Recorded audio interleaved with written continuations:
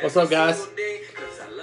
Hey, let me know when you join in tonight. Episode 44, Kicking It with Crowder. Let some people join like we always do, and let's get started, all right? What y'all want to talk about? Mahomes getting paid. I'm going to pick my division winners tonight also for Major League Baseball 2020 and the wild card teams. Talk Braves, talk Matt Ryan, all that tonight. Let me know when you join. And give it a like, give it a share. Don't forget to follow me on Twitter at Kick It With Crow, YouTube, Kicking It With Crowder, Facebook, all that. Let's go.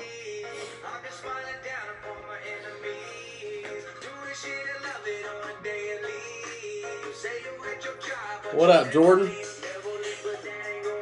Hot Atlanta. Let's go. I got the Falcons in the back, you know. Let's go.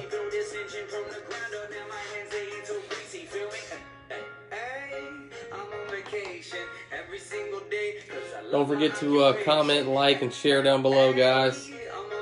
Let some people join. I'm in a good mood, man. It's a good day today.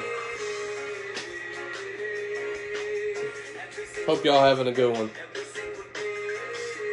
You stumble across this video, you do not follow me, guys. Follow me at Kick It With Crowder.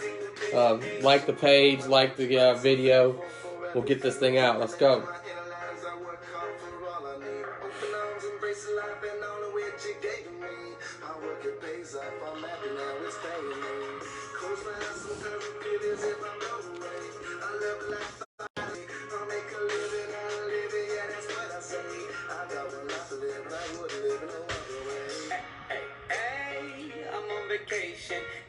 There we go. Somebody just tried to call me. What's up, Tony? You just tried to call me, bro. You know I'm live.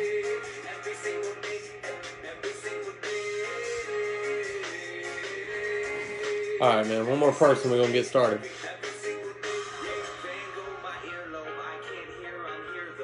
There we go. We got 5. Let this verse in real quick. It's all good, man. I'll call you when I get done. Alright, man.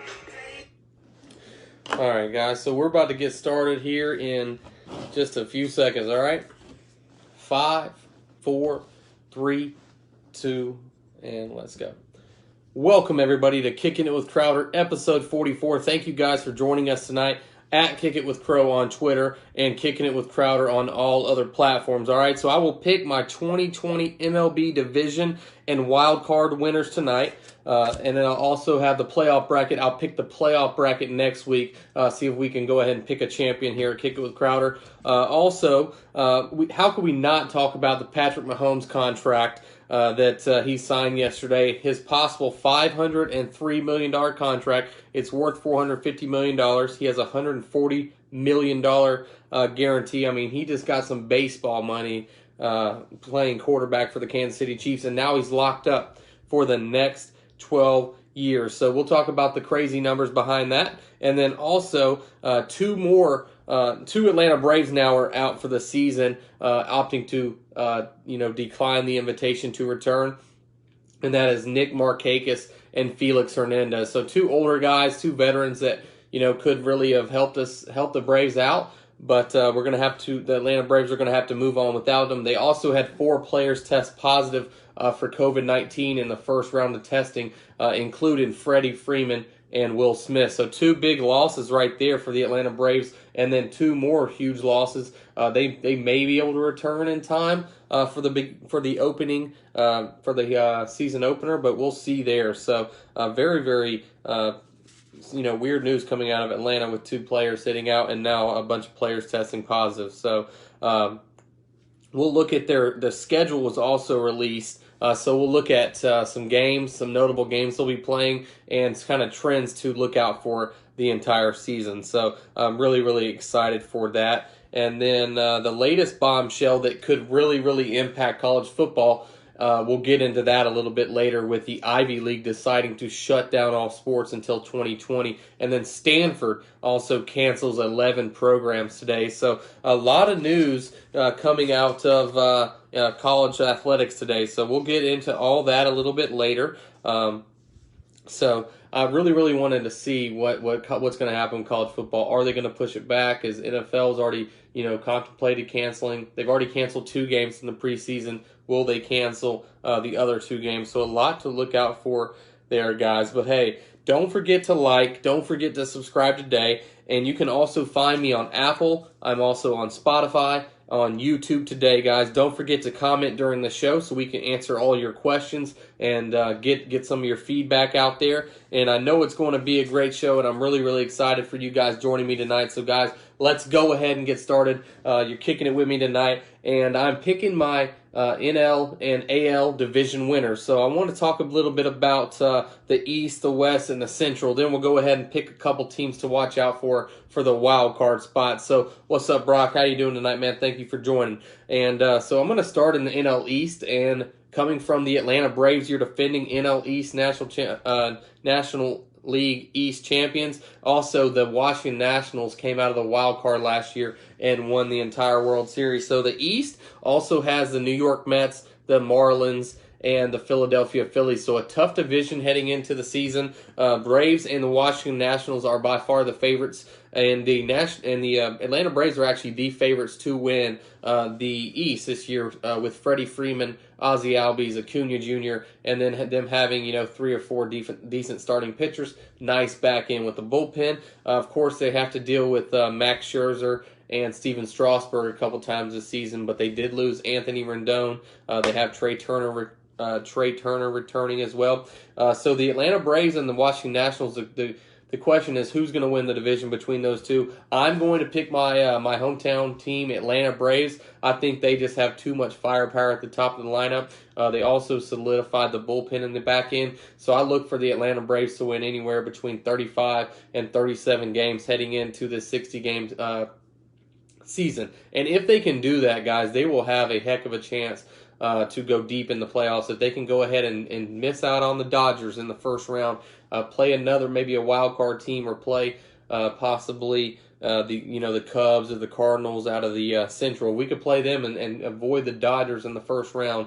That would be fantastic coming from Atlanta. And I am going to go ahead and put Washington Nationals in my number 1 wild card spot for the NL. I think that losing Rendon, they cannot afford to get off to another slow start. Last year they were like 19-31, 50 games into the season. You only have 60 this year. So if you get off to a slow start, you're not going to have very much time to come back and react. But I do have the Washington Nationals, Dave Martinez, a scrappy bunch of guys coming from Washington. I think they will get into the tournament and try to defend their title. But I got the Braves winning the East in the NL, guys. So next we go to the NL West, and some teams in the NL West to watch out for. The Padres are going to be much improved with Fernando Tatis Jr. and Manny Machado coming back for the Padres this year. There's also the Giants, who are always pretty tough. They were not good last year, but they're always pretty tough.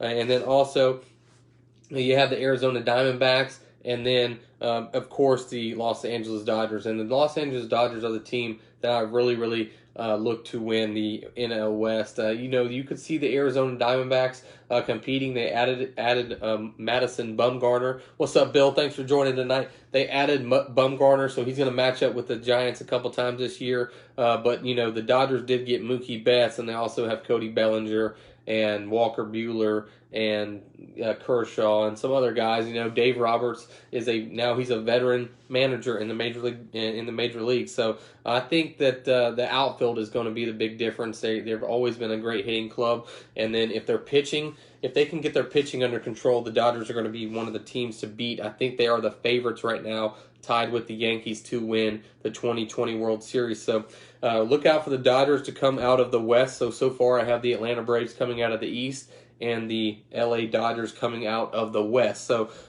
in the Central, this is probably one of the best divisions in all of baseball. You have the Chicago Cubs, who have first-year manager David Ross, the former player who hit the big home run in Game 7 in 2016 against the Indians. You also have Chris Bryant, Rizzo, you got Javier Baez, You got, you have a bunch. You got Moore Jr. You got a bunch of guys who are very, Contreras at catcher. I mean, this is a good team. They decided to not break up the team this year and bring these guys back. I know the Braves were really interested in maybe acquiring Chris Bryant, and they may be trying to acquire him after this season. But the Cubs are a great team. The St. Louis Cardinals, who, if they somehow get in the playoffs, they almost always end up in the NLCS. The Cardinals are a tough team. They did lose Azuña, who came over and is going to play for the Braves. They also have Paul Goldschmidt, who's, another year older, but their starting pitching rotation is always really, really good. And then they have a couple of couple of flamethrowers coming out of the bullpen. And then you also have a team like the Cincinnati Reds, who went ahead and signed Moustakas, and then went ahead and signed Castellanos from Detroit. And then they also added Trevor Bauer, and they added a bunch of players, veterans, to come into this team who was 75 and 87 last year. But look for the Cincinnati Reds to compete this year, along with the Milwaukee Brewers. Though any of those four teams you could see come out of the Central, would not be shocked if any one of those four teams won the Central or got into the wild card spot. But I'm going to go with the Chicago Cubs going to win the Central. They got off to a hot start last year, kind of fizzled off at the end of the year. So if they can get off to another hot start, and with the pitching staff, Yu Darvish, what's he going to do? Also, you have, I think they've added some other guys. They lost Cole Hamels, but they have Craig Kimbrell at the back end. Hey, Susan, thanks for watching. So Craig Kimbrell, that's going to be another question. He had one of his worst seasons last year, kind of joined the Cubs late last year, was not himself. What's he going to do with a full off season of recovery and then, having this long 3-month layoff? And if he can be the old Craig Kimbrell and get it done, and with this nasty lineup, as long as the pitching staff can do what they need to do, the Chicago Cubs are my pick to win the NL Central, and I think they have pretty good odds. I think they're like 275 to win the division, so that may be a good bet to look out for. And with the last wild card spot, guys, I don't think that the season is going to end in 60 games. With it being only 60 games, I think so many teams are going to be close. And I actually have two teams that are going to play from the same division just to get into the wild card game. And that's going to be the Cincinnati Reds, who, I'm telling you, you don't really think a lot of the Cincinnati Reds, but they've added a lot of talent the last few years. They've made some big signings. They have Joey Votto, of course, and they have some guys coming up the farm system. So look for the Cincinnati Reds to play the St. Louis Cardinals in the wild card game, guys, and I'll pick that game next week. So I'll have the Cincinnati Cardinal game, and then I'll give you the rest of the bracket going on who will win the wild card game between Washington and either Cincinnati and St. Louis.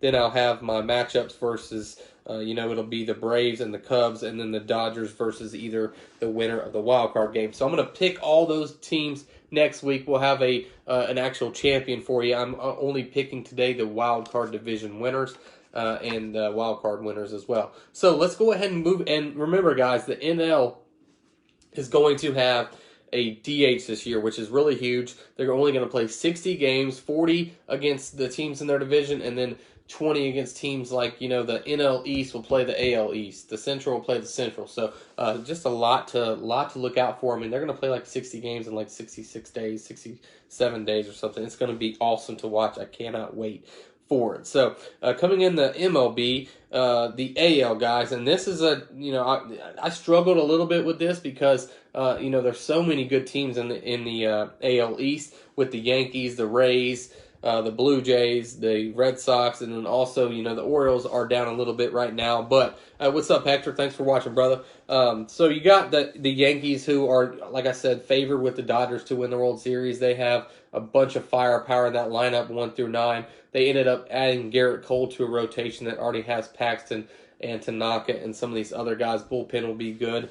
And then, of course, they're led by Brett Boone, the former player who hit the big home run, obviously, against the Red Sox in 2003. But I'm going to pick the New York Yankees to win the AL East, and I think it's going to be a very, very close race with them and the Tampa Bay Rays. The Tampa Bay Rays have the best farm system in all of baseball. They also have a very, very young pitching staff, and then just a bunch of guys who can play ball together, and they have a great team. Austin Meadows is going to be an AL MVP guy to watch this year. I really think He's going to do wonders this year for the Tampa Bay Rays. They have a young coach. They have also Blake Snell, who's going to be their #1 pitcher, and then a bunch of guys that you've never heard of from the farm system who are going to compete. And I really think the Tampa Bay Rays last year getting in the the AL wildcard game and beating the A's and getting that experience, and then they did lose in the first round, but just getting that experience, I think the Rays will get into the wildcard spot as well. So I got 2 teams coming out of the East, the New York Yankees and the Tampa Bay Rays. Of course, the Yankees win the division, and the Rays come in as my #1 wild card team. And then I'm going to go to the AL West, and the AL West is a very, very good team. You got teams like the Texas Rangers, the Los Angeles Angels, the Oakland Athletics, and then of course the sign-stealing son of guns, the Houston Astros coming out of Houston. But this Houston team is very, very good. They have Bregman, they have Altuve, they have the outfielder Alvarez. They do have Verlander, Greinke still. So, this team has not lost. They lost their manager and they're, lost a little bit of reputation. But as far as playing the game of baseball, they are very, very good. And I expect the Astros to be right there, win 35, 36 ball games in this MLB return. And I cannot wait to see what the Astros do. A lot of the pressure is on the Astros. Look for Bregman to have an absolute hell of a season this year. He's a great ball player. Really love watching him play defense. Love watching him hit the ball. He's a great, great player. And then you have the Central, and this is one of the hardest divisions to pick as well, because you have a Minnesota Twins team who is young and they can hit the ball. They have some really scrappy pitchers. A manager who played himself, and I really think that the Twins are going to be right there in the wild card race. But I'm going to take the Cleveland Indians. A full season, 60 games with Jose Ramirez and Francisco Lindor. I love those 2 players on the left side of that infield at shortstop and third base. And Terry Francona, he's a great coach. He comes into play in a lot of these situations. And I think in a 60-game season, the coach is going to have to win you a few ball games with decision he makes. So I'm going to take Francona and the Cleveland Indians to win the Central. And then it comes down to 3 teams for the last playoff spot in the AL to me, guys. And that is, you haven't heard Mike Trout's name very much in the postseason, but this could be one of those years. He does have Madden come over from the Chicago Cubs. He's going to be their manager. So you got him, you got Tanaka. You also have Andrelton Simmons at shortstop. They go ahead and bring over Anthony Rendon from the Nationals, who just won a World Series. So you got some potential right there. This is going to be one of the best pitching staffs they've had in the last few years. If you remember, the Angels just have not had the pitchers in the past few years. But this year, they do sign a couple guys in free agency. And then look for a team like the Oakland Athletics, who have Matt Olson and the other Matt on the at first and third base. Cannot think of his Matt Olson and Matt. I cannot think of his name right now. And then you also have Chris Davis, the other outfielder who crushes, hits a bunch of home runs, hits for power every year. And then you got a bunch of guys that you probably never heard of with the Oakland Athletics, and that's what they do every year. Billy Beane. What's up, Brandon? Billy Beane has been one of the best general managers in all of baseball, finding guys, finding steals, international free agents, guys who other teams pass up on. And also a Columbus native, Jordan Weems, is going to hopefully be coming out of the bullpen this year for the Oakland A's. So definitely rooting for Oakland this year and Jordan Weems. And then also, like I said, the Minnesota Twins, and they got Sano, and they got the young shortstop that they drafted a couple of years ago in the draft, who's going to be a rookie this year. They also have the outfielder Byron Buxton, who is from Georgia as well. So they got all these guys. So look for the Twins, the Angels, and the A's to possibly be in that last playoff spot, guys. And I'm going to go ahead and I'm going to pick the Oakland Athletics to represent the second wild card spot. So 4 out of the 5 teams last year did represent the AL, but I'm going to take Cleveland over Minnesota and drop Minnesota out of there this year. So that is my teams in the AL, guys. I'm taking the Yankees in the East, the Astros in the West, the Indians in the Central, and then the Rays and the A's in the wild card spot. And then I'm going to go ahead and take the Atlanta Braves in the NL, the Dodgers in the NL West, the Cubs in the Central, and I'm going to go ahead and pick Washington, and then I'm going to pick Cincinnati is going to be my last team. What's up, John? What's up, Parker? Almost called you John Parker. I'm not going to call you that. I've never called you that. I'm going to call you Parker forever. All right, so I got the Braves, the Dodgers, the Cubs, Nationals, and then I'm taking the Cincinnati Reds to surprise a lot of people and get in that second wild card spot.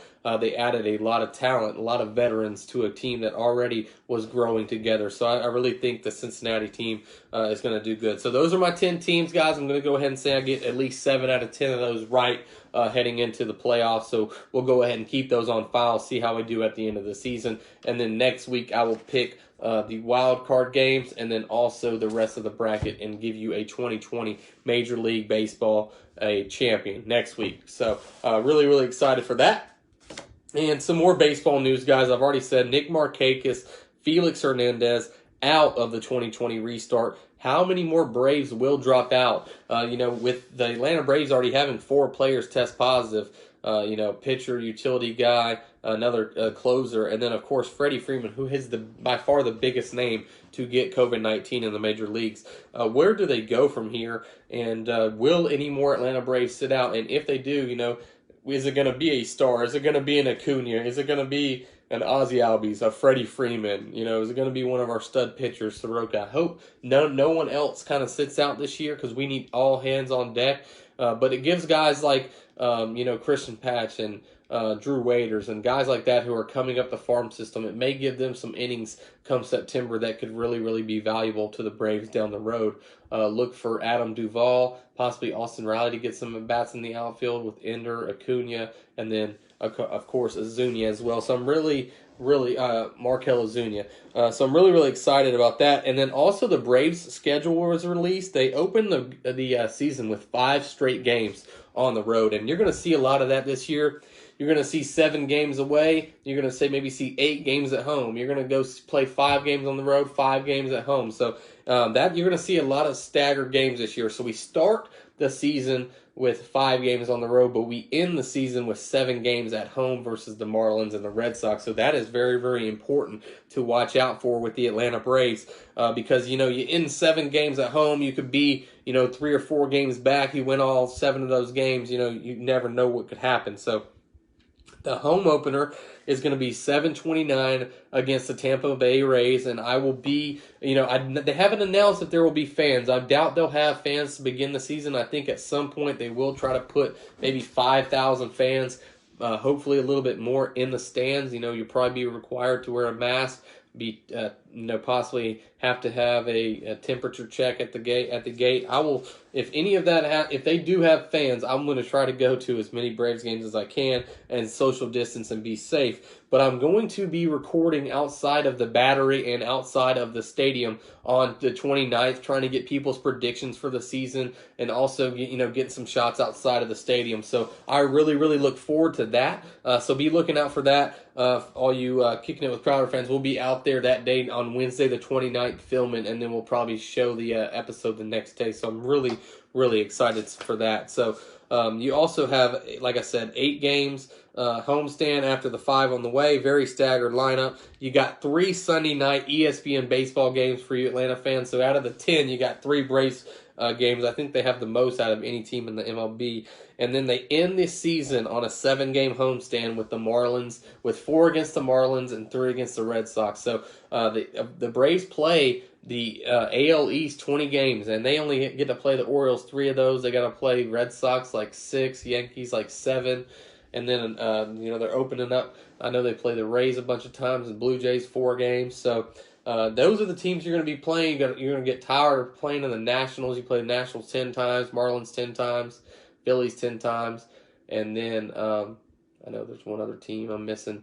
Of course, the Washington Nationals 10 times. So those are 10 teams. Those are the teams we're going to be playing this year. And I really hope the testing gets under control. All the testing gets to all the places soon enough. And Major League Baseball can start because a lot of other leagues have started and they've been pretty good with testing and, keeping social distancing and testing down. So hope Major League Baseball and then the NBA can do the same. So Pat Mahomes, guys, I just wanted to talk about Pat Mahomes and a little bit of his contract situation because the guy has played. He's been in the NFL for 3 years. Of course, he sat 1 year and let Alex Smith play, and then the other 2 seasons, Mahomes won the MVP in 18, and then, of course, won a Super Bowl in 19. So he's played only 2 seasons in the NFL, but the Kansas City Chiefs have seen all they need to see and give Patrick Mahomes a whopping $450 million 10-year extension with 2 years left on the deal. So now he has a 12-year deal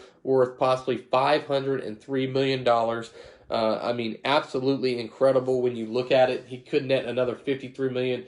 It's a $450 million contract that could net another $53 with incentives and things like that. So, I mean, he's making $50 million a year, broke down, $137,000 a day. He's making $5,742 an hour. He's making $96 a minute.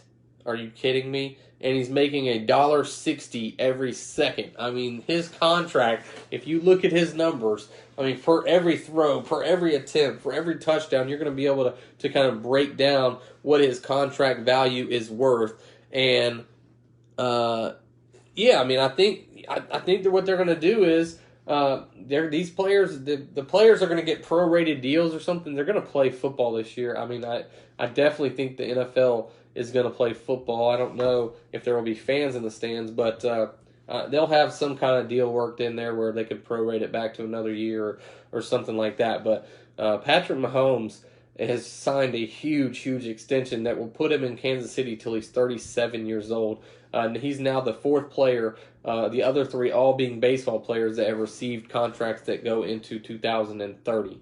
So Pat Mahomes, really, really excited for you, man. He's worked his tail off, but I will say the Kansas City Chiefs are taking a little bit of a gamble for a guy who's only played 2 years in the NFL, was also injured in one of them. There's a $140 million guarantee. I'm not saying Mahomes is not worth the money, but go ahead and extending him was very big for the Kansas City Chiefs. And you don't even know what the cap, there's going to be a huge cap increase most likely that will probably help the Kansas City Chiefs on the back end, but just a huge, huge deal. One of the richest deals in all professional sports. And then you got guys like Deshaun Watson. You got Dak Prescott coming up. You got some young quarterbacks who are just kind of licking their chops right now. Lamar Jackson. I mean, how much is Lamar Jackson going to get? Is Lamar Jackson worth $450 million? I don't think so, but what is he worth? Is he worth $200? Is he worth $300? I mean, these quarterbacks are about to start getting paid. Russell Wilson's going to have to sign a new contract in a few years. Matt Ryan did have the previous high at $150 million a year. Pat Mahomes almost blew that out of the water by triple. So just a huge, huge contract coming out of the NFL yesterday, especially during this pandemic. So really, really excited for Pat Mahomes. Congratulations, young fella. Dinner is on you. Okay, and for all the young kids out there that play football and look at all the stars and look at rivals and look at 24/7 sports, Pat Mahomes, guys, was a 3-star recruit in 2014. Played his ball at Texas Tech, a team who normally puts up big numbers but doesn't really put quarterbacks in the league. So, I mean, his dad did play professional baseball. This is a guy who's got the genes, he's got the talent, and Pat Mahomes has made the most of it. And for every Pat Mahomes, you got guys who are 5 stars and flame out and never do anything. So he was a 3-star recruit. And it just goes to show you hard work does pay off. And really, really excited for Pat Mahomes and the Kansas City Chiefs. So I want to go on to the bubble and the NBA because the NBA returns in like 22 days or something like that. I cannot wait for the bubble. But will the bubble work? And I've been seeing some pictures on Twitter, and some Lakers players were, sharing some pictures. They had some sushi, and they had like 3 plates of sushi, a bunch of stuff. And then they had other players that were getting stuff like, just a very small sandwich, a salad, a bag of chips, maybe a fruit, things like that. So the NBA is going to feed these players. You cannot leave and go get food. You have to get fed by the NBA. The NBA is going to give guys 3 meals a day, and they're also going to give 4 on game days. So on game days, you will receive 4 meals. All other days, you will receive 3 meals. You cannot leave the bubble. If you leave the bubble, you're going to have to quarantine for 10 days. So if you leave the bubble, if you decide to leave, if you have a family emergency, anything like that, you have to stay out for at least 10 days. And then you also have to wear your mask at all times if you're not playing. If you're in the bubble, you must have your mask on. And then you're going to be able to do some little small activities, video games, ping pong. It'll be 1v1 ping pong. Cannot do 2v2. And then they're going to be able to go to like the animal safari and some things like that. But mainly they're going to be in this bubble, guys. And if you do not follow all the rules at all the right times, they can do kind of whatever they want with you, kind of suspend you, send you home.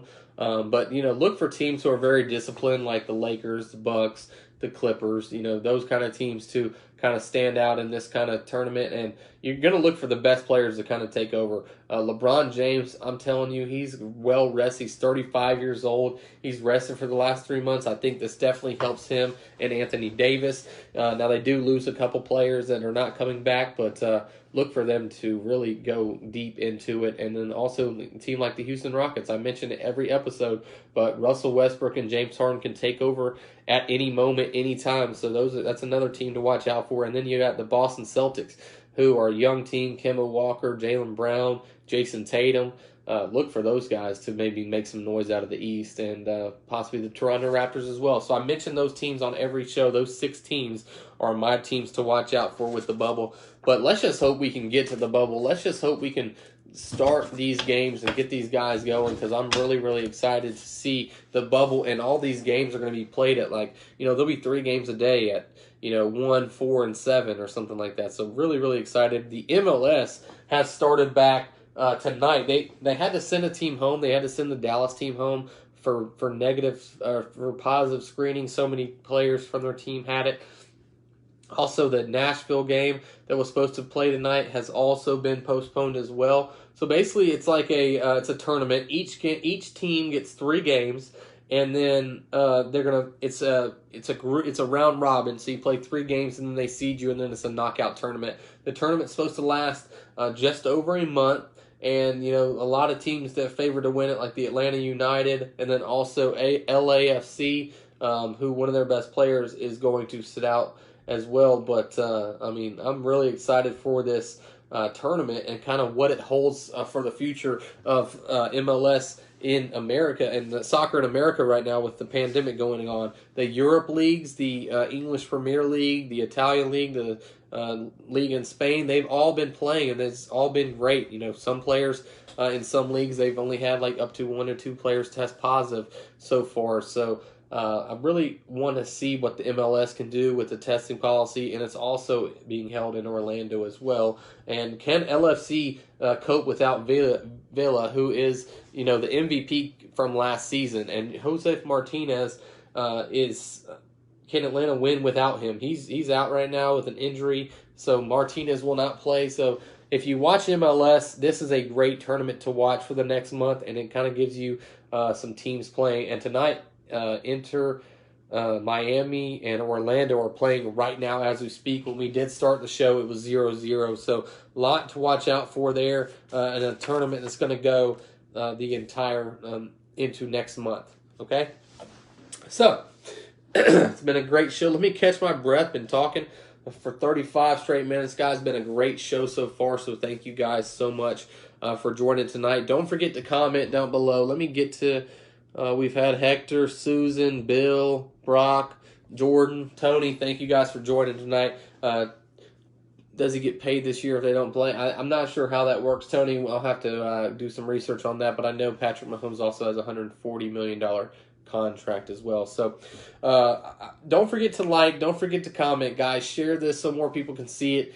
3 weeks ago, we got over 1,500 views. Last week, 2 weeks ago, 600, and then this past video last week, 1,300. So we've been doing really good on the views. Kind of need to get the interactions up with the comments and the likes a little bit, but we're doing good there. So thank you all so much for that. We move on to college athletics, and the Ivy League deciding to shut down all sports for the rest of 2020, and they will kind of return in January 2021 if all things are better with the COVID-19 pandemic. So the Ivy League has decided they will not have a football season this year, and they will also suspend basketball and things like that up until 2021. And it's it's the first domino to fall, first conference to kind of make a decision. And what will that mean for college athletics? I'm not sure. I think I've been hearing that that August 1st is a really, really important date for colleges. They've had their guys back. They've been working out and things like that. But a lot of schools have had to cancel and go ahead and send guys home and kind of clean the facilities and things like that. So Ivy League going ahead and putting their foot down, saying there will be no athletics at all, not just football, but no athletics until 2021. And then Stanford, guys, today has also they decided to drop 11 out of 36 of their athletic programs, men's wrestling. There was also volleyball. There's a bunch of things in there that Stanford's going to be canceling. And Stanford's a very, very good, renowned university that is very, very expensive. They have a lot of great alumni and stuff like that. And for them to cancel 11 sporting teams, the pandemic is hitting them hard. They will honor all. They will honor all contracts, and they will also honor all scholarships through 2021. So at least Stanford is doing that. But what does this mean for other teams in other the smaller sports? So football, baseball, basketball will probably be all right. But look for teams like swimming and possibly some track and field programs, fencing. All these schools, all these teams are not going to be able to survive this pandemic, and it's sad situation going on right now in the world. But we got to get through it, guys. We need sports back. I think sports is only going to help. If there's no fans in there, that's okay with me. But sports have to come back, and I really, really want to see what they do when they do come back, because I think sports bring people together, and I'm really looking forward to it. All right, guys. So, I'm going to get into a little backstory of some stuff that happened this week on Twitter, and we'll get into that here in just a second. I'm going to get a little sip of my water right here, and then we're going to go ahead and get started on my last topic of the night. Please interact if you want to down below and give me your latest with what you think, between Matt Ryan and the Bomoni Jones situation that happened this week. So I'll inform you if you do not know here in just a second, okay?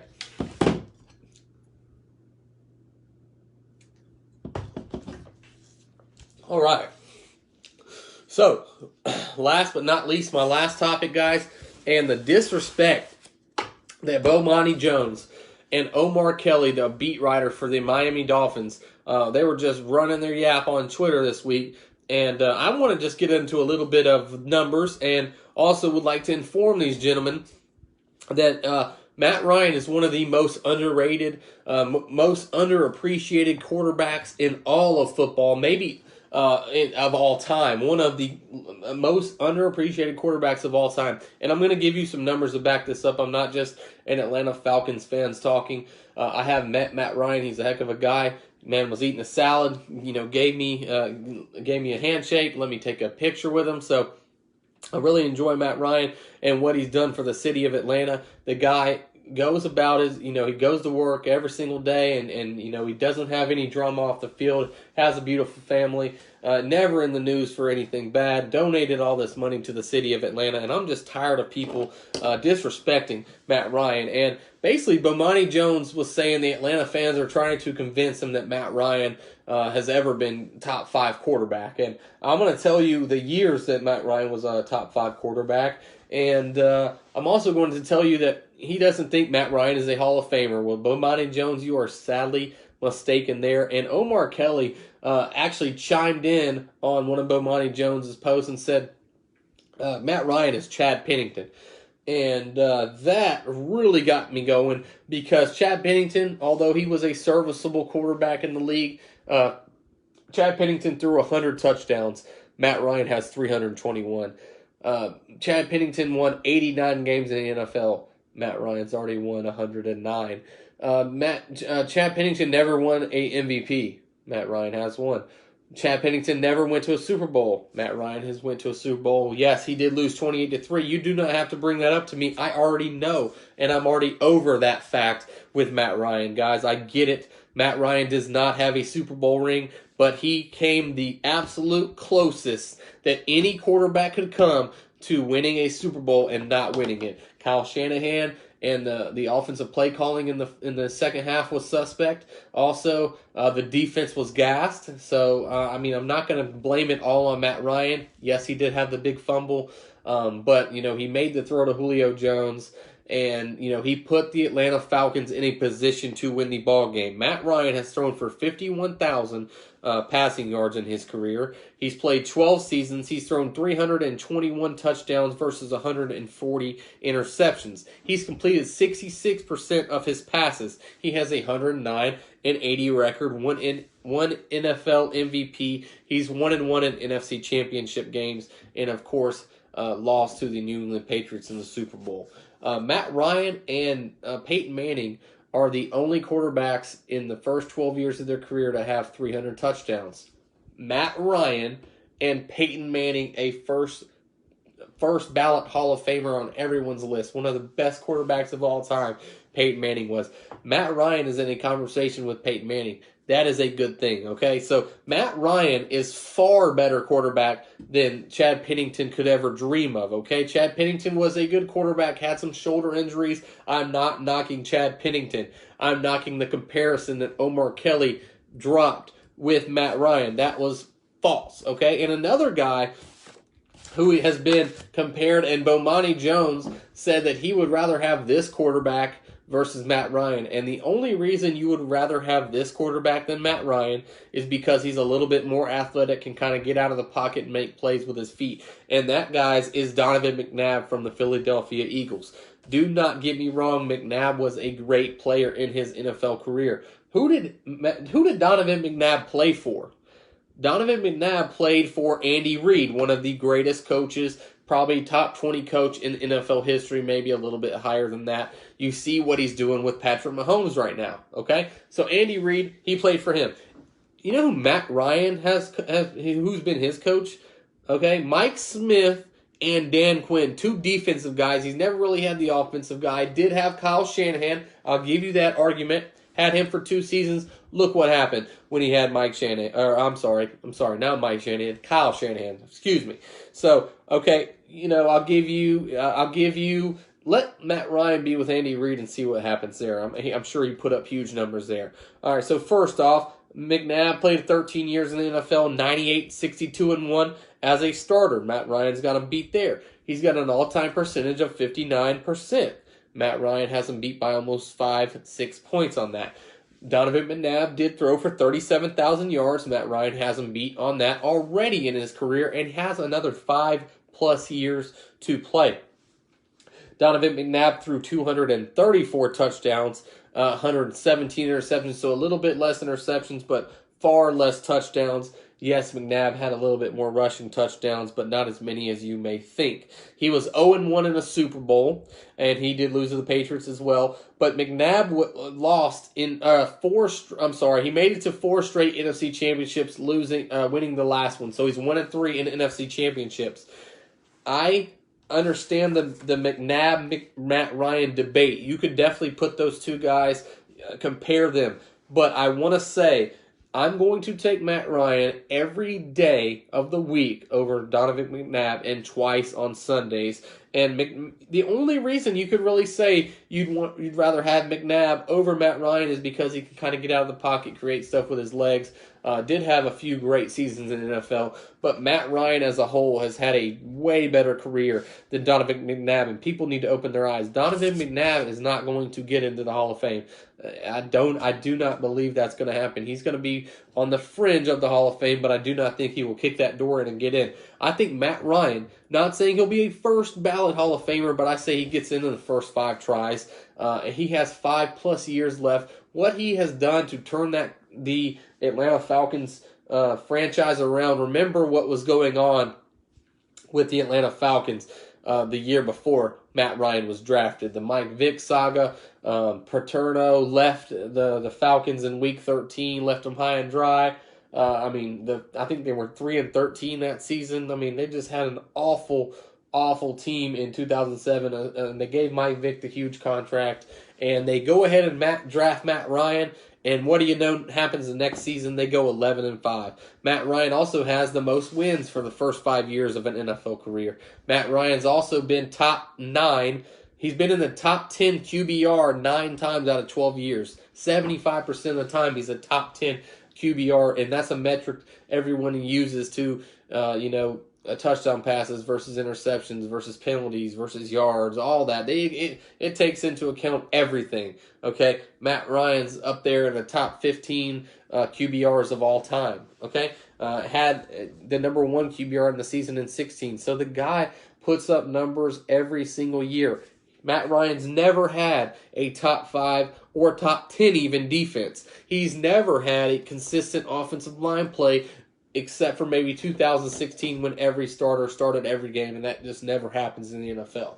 So, I mean, if you want to say that quarterbacks, they get credit for the wins, they get credit for the losses. Matt Ryan deserves a lot of credit for the wins, and he deserves some credit in the losses, but also the defense deserves credit for the losses. The offensive line play has been not very good throughout his career. I mean, he's been sacked, he's been on his back a lot. A lot of the times he does make mistakes and interceptions is because of pressure and things like that. So I don't want to hear all this blasphemy over Matt Ryan anymore. I'm sick of it. Matt Ryan is a good quarterback.